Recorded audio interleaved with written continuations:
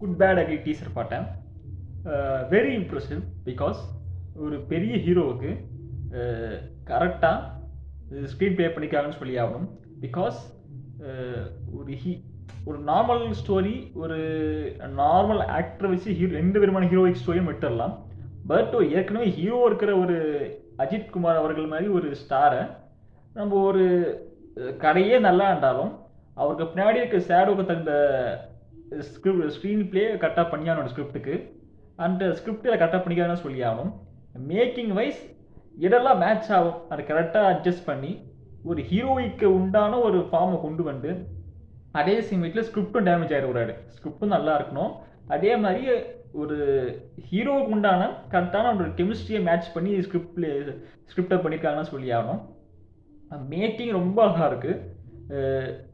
ஒரு பண்ணணும்னு சொல்லிட்டு பண்ணல, மேக்கிங் கடைக்கு தகுந்தப்போ மேக்கிங் பண்ணியிருக்காங்கன்னு சொல்லி ஆகணும். And very very impressive. I waiting for this movie.